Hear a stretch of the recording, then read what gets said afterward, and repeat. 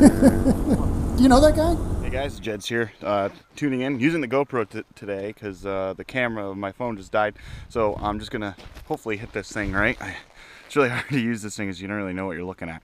But anyways, looking at my 2,000 mile review of my 2018 Triumph Bonneville T120. No issues to report in. The bike has been running phenomenal. And I know I use that adjective all the time. I need to use something else. It's running spectacular. So no issues. It wasn't like I was having with some of the other things with the Harley at this point. There's been no hiccups. Nothing to report in. Fueling's been good. Fuel injection's been good. Electrical's been good. Switches are still working as they should. So just wanted to kind of touch base. Just a quick update on the sprocket conversions. I'm running the 39 tooth in the rear and the 16 tooth in the front Thruxonar sprocket. I have had nothing but positive reviews. The bike runs. It's instead of a cruisery kind of bike, it feels even more like a standard bike now. I'm better utilizing the transmission for engine braking. It just accelerates faster, accelerates better in all the top gears, and even in 6th gear you have really good roll-on power. The good thing too, I was seeing anywhere from like 50 to 55 on really good tanks, but about 52 to 53 miles per gallon, and currently we are looking at 51.8 miles per gallon, and I kept the average on for 2 tanks. So the first tank I was obviously getting after it pretty well, and it was in the high 40s, and then this last tank it just got scooted right up over 50 miles per gallon. So your fuel economy really isn't going to suffer from this modification, just because that 6th gear is so dang tall that when you're cruising around, and I'm like, this is what I'm riding right here. This is Route 100, and it is totally picturesque. It's nice, slow 50 mile per hour zones. I'm doing about 55, 60, and the motor's not even breaking a sweat still, even with the gear change in 6th. So nothing but glowing things to recommend on this gear change if you decide to go that route. If you live in a rural area like myself and don't do a lot of highway interstate travel. So the big thing I wanted to talk about for sure is I'm having issues with the front tire. It's definitely becoming less committed in the turns the more I ride. I mean, this is 2,000 miles, and you could see that we've got wearing occurring on the sides here when I'm doing a corner attacks. There's no chicken strip, which means I'm I'm pushing the tire to its limit. And you can already see that I'm going into the wear indicators, and they're coming right up really quickly here. And it's not even 2,000, it's 2,000 miles, and this front tire is really starting to get cooked.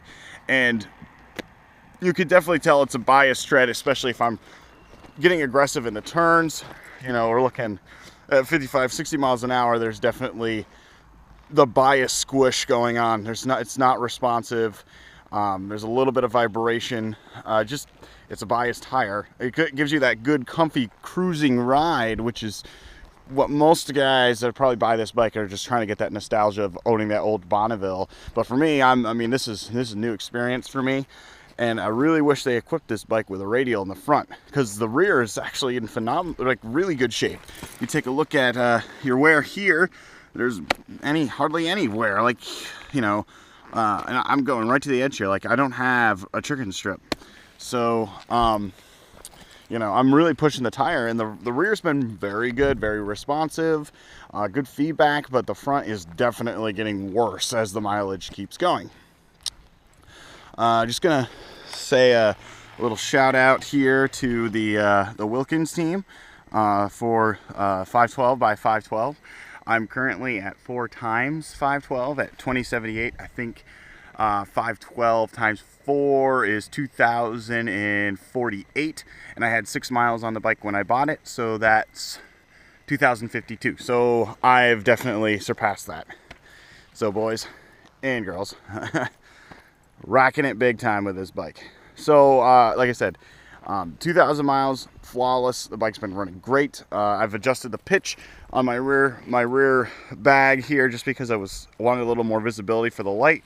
You gotta check this out. So that, my friends, is a derby cover for Harley Davidson that I'm using to pitch that, and it actually has a really good supportive, strong platform for the case. So I've had no issues there.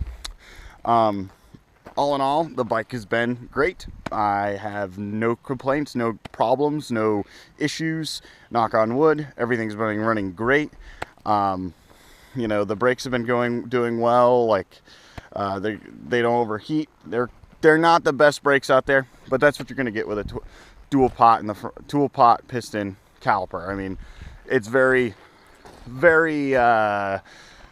I would like to say 1998 feel in the front for the braking, but that's okay. The handling is actually really good, and I think a lot of the problems that I'm having with the front end will go away once I get rid of that biased tire. But anyways, nothing but great things and glowing things to report in. It took me a little bit longer to hit 2,000 miles.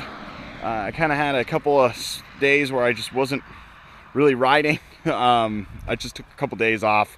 It was probably some of the best riding in the weekend, and I ended up just taking the weekend off from riding and maybe just putting like 70 miles on. I had yard work to do, property ownership, you know how it goes.